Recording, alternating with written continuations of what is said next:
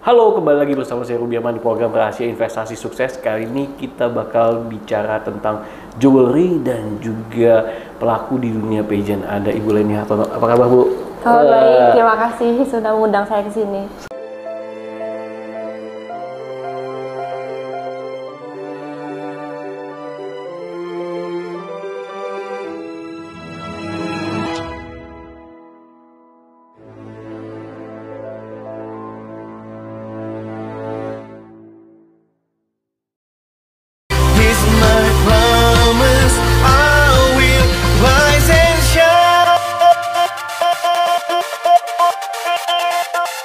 Hai teman-teman, selamat datang di YouTube channel Ruby Arman. Sebelum kita nonton, jangan lupa untuk subscribe ya, karena subscribe itu gratis. Yuk kita nonton sama-sama. Senang sekali, Bu.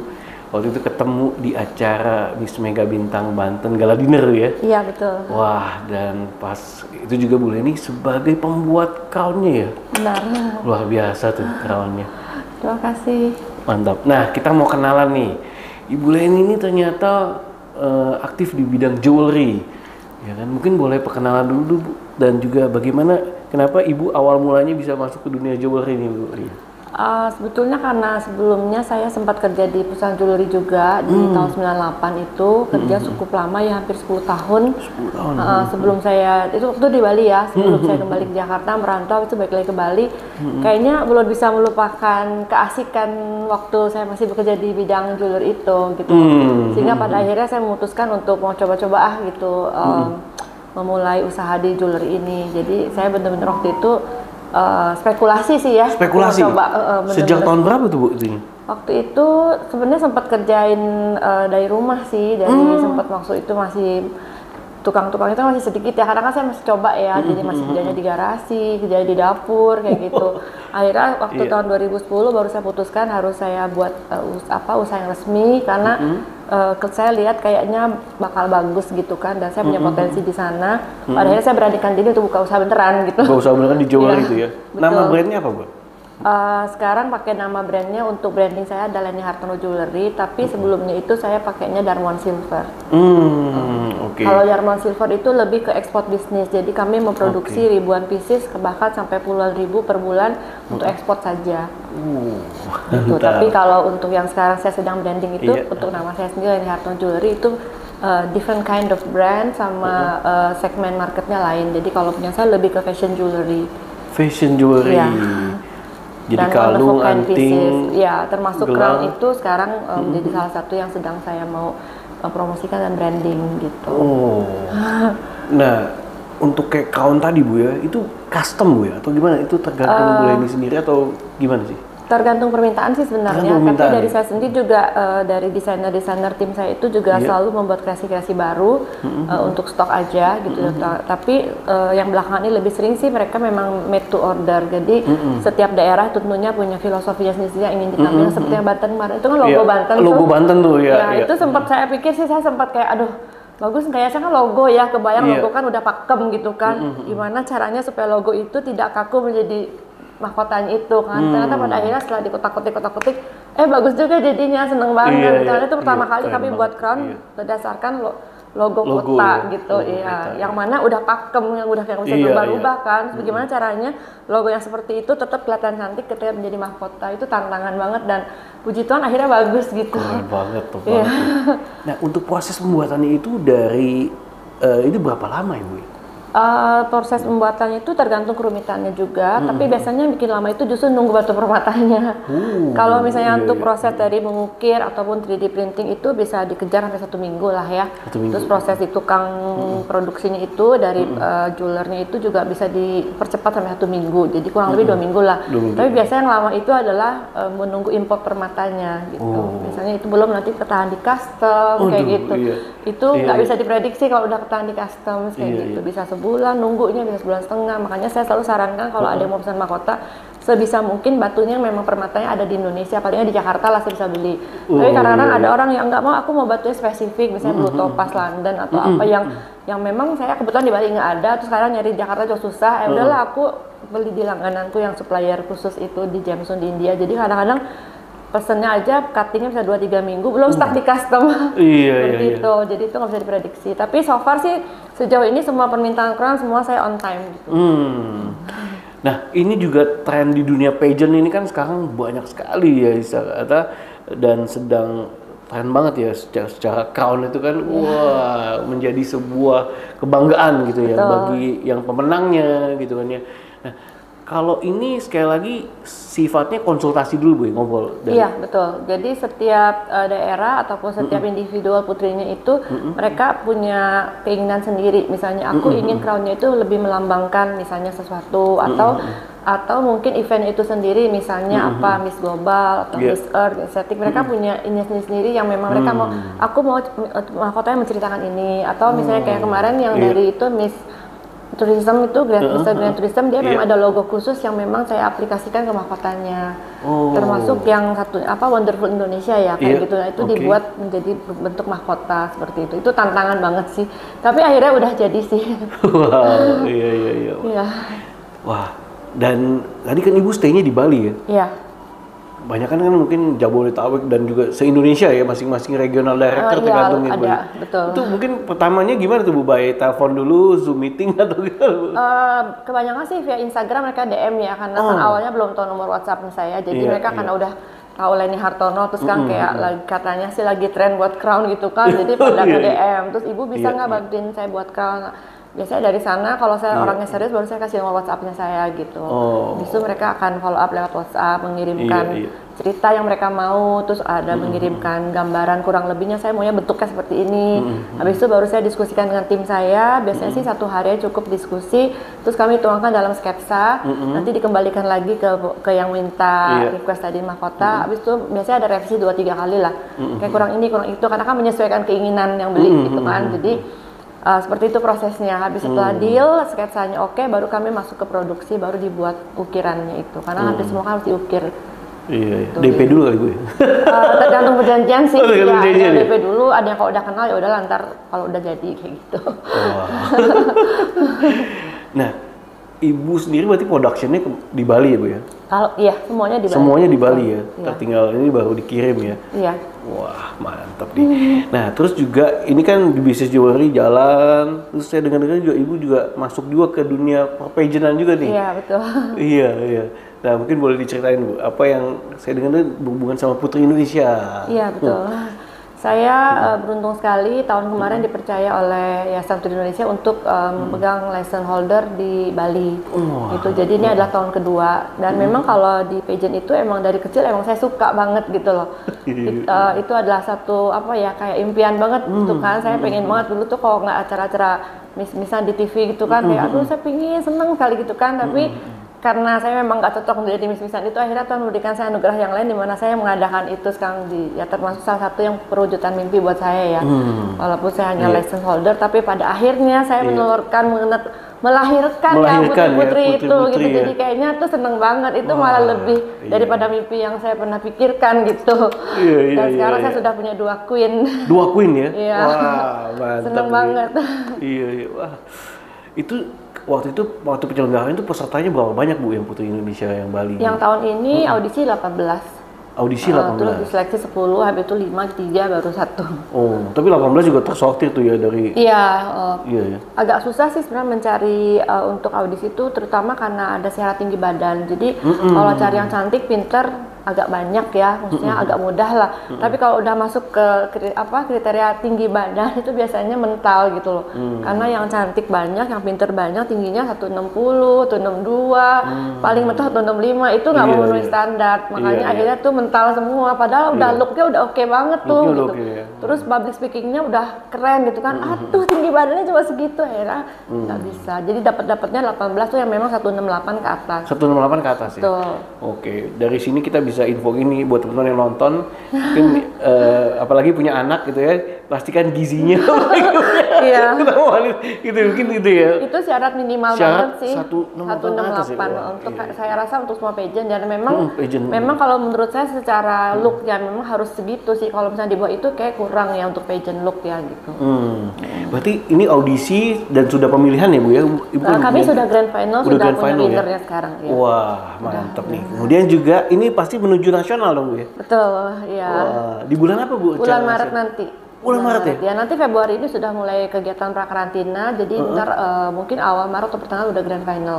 Saya belum dapat deadline-nya sih, tapi yang pasti Februari 20 ini mereka sudah dari seluruh Indonesia sudah harus ke Jakarta. Oke. Sudah ada kegiatan gitu, udah mulai seru dah. Wah, berarti ibu pasti bolak-balik juga dong ya, dampingin apa iya, gitu ya? Pastinya, karena sudah tanggung jawab saya. Iya, tanggung jawab ini. Iya. Kan queen-nya ya. Iya, betul. Iya, Apalagi persiapan mepet banget, cuma 17 hari nih. Oh, 17 hari ya? 17 hari. Karena dia kan tanggal 20 kan sudah harus di 20 Februari udah Tapi karantina. sebelum itu kan masih udah ada pembekalan lain di sini di Jakarta, jadi kami harus datang lebih awal. Oke, siap, mantap. Dan saya dengar-dengar nih ibu juga suka hobinya nyanyi dan lain-lain. Mungkin boleh share juga deh passionnya apa nih Bu? Kalau passion sih saya banyak ya Banyak ya? gitu. Cuman kalau untuk nyanyi waktu itu memang iseng saya minta Kak Bambi. Karena kebetulan Kak Bambi Bambi Nur, kan iya. Kebetulan Kak Bambi Nur kan menciptakan lagu buat anak saya namanya Bintang. Sudah 2 lagu. Terus waktu itu tahun kemarin ya tahun 2 tahun lalu saya usia 52 tahun ya. Terus aku waktu pas ulang tahun itu saya bilang sama Kak Bambi saya pingin punya satu karya yang bisa menjadi inspirasi buat orang lain yang based on my true story. Terus akhirnya saya diskusi sama Kak Bambi, diputuskanlah untuk menuliskan lagu dengan judul Jangan Pernah Menyerah, karena memang itulah yang ingin saya sampaikan untuk teman-teman, untuk orang-orang yang mungkin nanti mendengar lagu saya menjadi apa ya, satu inspirasi buat mereka gitu. Jadi akhirnya pas ulang tahun itu saya mengeluarkan single, bukan album yang masih single dari Kak Bambi ini dengan judul Jangan Pernah Menyerah gitu.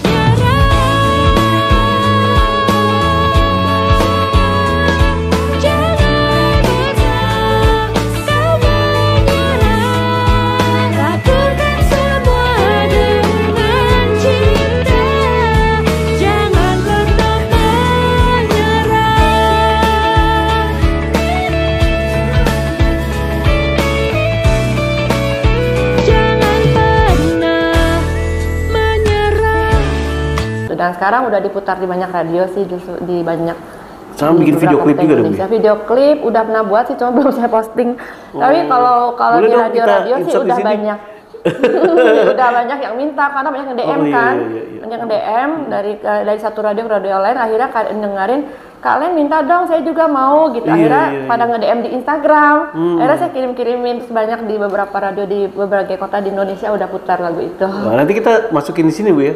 Di baik. sini ya Bu ya. Iya. Pas tadi juga saya dikirimin dari Radio Sukabumi, dapat top chart 1 saya. Wih, mantap tuh buat teman-teman, nanti jangan lupa ya dengerin ya lagunya. Di YouTube segala, Spotify ada juga Bu atau di Spotify ada. Di Spotify ada ya? iTunes, Spotify, Jukebox semua ada. Cuma YouTube aja saya belum punya, itu ntar jadi PR. Iya, di Spotify dan juga tadi ya media-media platform. Jangan pernah menyerah. Dan itu ditulis based on my true story gitu oleh Kak Bambi. Oleh Kak Bambi. Jadi ya Kak Bambi sih jago banget sih kalau ya 3 komposer itu Kak Bambi salah satunya hebat banget ya. Jadi Ibu cerita itu awalnya. Iya, karena saya kan dari dulu kan istilahnya perjuangan hidupnya lumayan lah berat gitu menurut saya. Dan saya bilang sama Kak Bambi, saya dulunya kan tidak sekolah karena saya tinggal di satu yayasan kayak yatim piatu, dibuang oleh orang tua, terus saya nggak sekolah. Terus tapi puji Tuhan pada hari ini saya bisa menjadi berkat bagi orang banyak, dan saya ingin cerita hidup saya itu menjadi inspirasi gitu loh. Terus saya ingin punya satu karya. Ya saya sih nyanyi nggak bagus-bagus amat lah, lebih bagus lagi. Cuma saya berusaha do my best untuk supaya saya bisa punya satu karya yang mana karya itu bisa menjadi berkat untuk orang banyak. Kalau mulai lagu menurut saya itu lebih gampang tersebar dan itu menjadi inspirasi. Dan sekarang banyak orang yang nyanyi lagu saya walaupun masih dalam komunitas kecil, saya udah seneng banget gitu. Wah, udah kita puterin. Iya, terima kasih. Iya Bu. Nah, kemudian kan tadi ya Bu, dari perjuangan Ibu ini Bu. Nah, apa yang menjadi rahasia suksesnya Ibu nih Bu, sehingga tadi bisa bangkit jadi dan juga menginspirasi, dan sekarang kan karya luar biasa nih. Rahasia sukses ya paling kalau bagi saya itu yang paling utama, saya orangnya emang gak pernah menyerah sih ya, saya bandel gitu. Jadi bandel karena nggak pernah nyerah nih, bagus. Jadi saya udah susah payah kayak gimana pun, seperti saya bilang tadi, saya juga pernah merantau di Jakarta, kehujanan, kepanasan, basah kuyup, sepatu bolong-bolong gitu ya, jalan kaki gitu, saya udah alamin semua kesulitan hidup. Dan buat saya itu adalah satu perjalanan yang sekarang kalau saya tilik balik lagi saya bangga gitu bahwa saya sudah melewati semua kesulitan itu dan saya punya hari ini dengan berkat yang Tuhan berikan dan saya ingin jadi saksi gitu loh bahwa walau berapapun sulitnya hidup kamu tidak terlepas dari misalnya seperti saya tidak beruntung tidak ada yang sekolahin waktu itu tidak boleh menjadi alasan kalau kita nggak bisa sukses gitu karena buat saya sukses itu bukan hanya melulu harus orang yang berpendidikan tinggi, tapi orang-orang seperti saya yang tidak punya kesempatan untuk berpendidikan tinggi karena memang ada yang sekolahin pun punya kesempatan yang sama untuk bisa jadi sukses gitu loh. Dan saya ingin orang-orang melihat itu gitu loh. Walaupun saya ya belum jadi apa-apa banget lah, tapi at least saya sudah bisa menunjukkan untuk teman-teman yang mengenal saya, untuk keluarga yang mengenal saya, untuk di komunitas saya bahwa saya bisa menjadi berkat, bisa menjadi motivasi untuk mereka bahwa kamu punya 1000 alasan untuk mengatakan bahwa hidup kamu susah, hidup kamu sengsara, hidup kamu istilahnya nggak baik gitu kan. Tapi kita bisa juga memberitahukan bahwa dengan Tuhan yang begitu baik kita bisa menjadikan 1000 alasan yang baik bahwa kita bisa merubah hidup kita sendiri gitu loh dengan perjuangan yang tanpa kenal menyerah gitu. Dan saya buktikan, makanya saya bilang Kak Bambi, oke, deal, judul lagunya jangan pernah menyerah karena itu yang selalu saya praktekkan dalam hidup saya gitu. Wah, keren. Wah, mantap Bu. Luar biasa. Ini saya merinding nih Bu. Ini sangat menginspirasi. Nah, thank you so much ya Bu. Terima kasih sudah ini kasih juga kesempatan buat saya kesini. Iya, jadi mungkin tips juga buat anak-anak muda gitu, jangan pernah menyerah gitu kan. Iya gitu. Jangan ngeluh, tapi nggak boleh dikit-dikit ngeluh, dikit-dikit capek gitu kan. Ya kita harus berjuang gitu. Kamu mau apa istilahnya? Kita kan, maksudnya pertama saya ya kan tidak semua orang beruntung dilahirkan di dalam keluarga yang kaya gitu kan. Ya jangan ngeluh, kerja keras gitu loh. Apapun mimpi kamu ya kamu harus capek dan kerja keras, secapek apapun gitu kan. Ya kamu harus perjuangkan. Dan saya buktikan dengan perjuangan itu pada akhirnya Tuhan bukakan jalan. Seiring saya berjalan dengan sebuah perjuangan, itu pintu-pintu terbuka. Termasuk menurut saya ketemu sama Bapak juga itu salah satu yang memang waktu itu tuh waktu bikin MMWI Banten tuh waktunya mepet banget. Dikasih waktunya sangat mepet, deadline-nya mepet, tapi karena saya orangnya nggak menyerah ya. Cuma 2 minggu kelar nggak ya? Nih 2 minggu kelar nggak ya? Terus saya pikir pasti bisa gitu kan. Akhirnya saya semangatin tim saya bilang, Pak cuma dikasih 2 minggu loh Pak, waktunya bisa ya bisa katanya orang. Kita kerja keras semua bersemangat, benar-benar on time selesai langsung saya antar kan. Jadi saya pikir apapun yang kita lakukan dengan hati itu Tuhan pasti bukakan rezeki yang lain. Seperti sekarang aja ketemu sama Pak Ruby kan nggak sengaja, padahal kan cuma ngantar mahkota gitu kan. Saya juga tahu. Karena saya mengerjakan itu dengan hati, dengan tuh ikhlas mau bantu mereka gitu kan. Terus akhirnya Tuhan membukakan saya jalan yang lain bertemu sama Pak Ruby. Akhirnya menambah relasi, menambah koneksi juga dalam mungkin nanti besok kita bisa kerjasama atau apa. Jadi buat saya itu adalah satu pertanda di mana bagaimana Tuhan bekerja dalam hidup saya. Selama saya mau bekerja dengan tulus, dengan ikhlas, nggak usah khawatir Tuhan tidak memberkati karena pasti pintu itu terbuka gitu loh. Yang penting apapun yang kamu kerjakan dengan hati yang tulus. Biarkan sisanya Tuhan yang memberkati, itu aja. Wah, luar biasa, keren banget. Wah, ini jadi episode terhits nih. Terima kasih. Thank you Bu Leni. Wah, luar biasa. Bu, untuk nextnya apa nih yang akan Bu Leni lakukan, planning mungkin ada apa yang ingin dilakukan, kerjakan gitu mungkin? Untuk nextnya tahun ini yang buat saya lumayan akan jadi satu target hidup saya gitu ya. Saya kan waktu tahun kemarin udah ke New York Fashion Week, fashion show. Dan tahun ini mudah-mudahan kalau Tuhan berkati tidak ada halangan, itu September saya ada di Paris Fashion Week. Terus Oktober awalnya, jadi gapnya 1 minggu itu di Milan Fashion Week. Jadi itu yang benar-benar stage utamanya ya maksudnya. Dan itu semoga ya kalau Tuhan kehendaki tidak ada halangan, itu adalah the biggest target yang saya harus accomplish this year gitu loh. Ini bawa brand Leni Hartono juga ya? Wah, karena saya udah mengawali waktu itu awalnya di Kuala Lumpur Fashion Week, habis itu saya ke Thailand Fashion Week. Dari Thailand Fashion Week saya dapat telepon lolos kurasi di New York Fashion Week. Habis itu tahun ini saya mau ke Paris sama ke Milan. Saya bilang sama anak saya, mungkin kalau saya itu sudah tercapai, saya udah puas gitu loh. Ini saya mau pensiun. Karena nggak ada lagi yang saya mungkin ingin capai. Yang saya udah usia juga udah sih. Saya ingin pensiun, saya ingin nulis buku. Nulis buku, wah, itu kita nantikan nih karya dari Bu Leni ya.